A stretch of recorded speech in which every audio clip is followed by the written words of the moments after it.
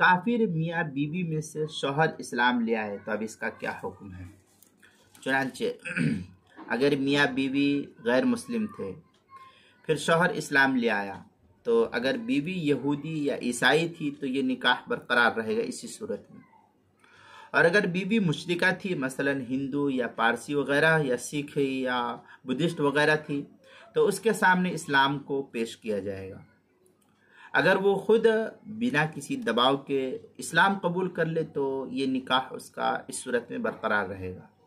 اور اگر اسلام کو قبول نہ کرے تو عدت یعنی 3 حیض یا حاملہ ہو تو وضع حمل کے بعد یہ نکاح خود بخود اس مرد کا اس سے ختم ہو جائے گا۔ چنانچہ البحر الرائق میں اشار بالحید الی انہا من زواتی فلو كانت لا تحیض لصغر او کبر فلا تبین الا بمضى 3 اشہر۔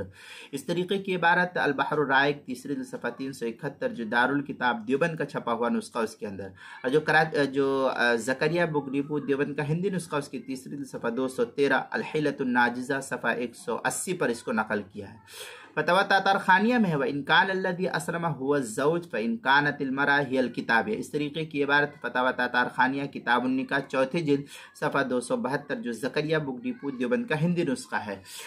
فتاویٰ تاتار خانیہ میں مزید ہے وَإِنْ أَسْلَمَ أَحَدُ الزَّوْجَيْنِ فِي دَارِ الْحَرْبِ فَإِنَّ الْفُرْقَةَ تَقِفُ عَلَى مَضَى 3 حَيْضٍ۔ اس طریقے کی عبارت جو ہے فتاویٰ تاتار خانیہ اس کی کتاب النکاح چوتھی جلد صفحہ 272 پر اس کو نقل کیا ہے۔ کتاب المسائل چوتھی جلد صفحہ 259 پر بھی اس کو نقل کیا گیا ہے، وہاں بھی دیکھ سکتے ہیں۔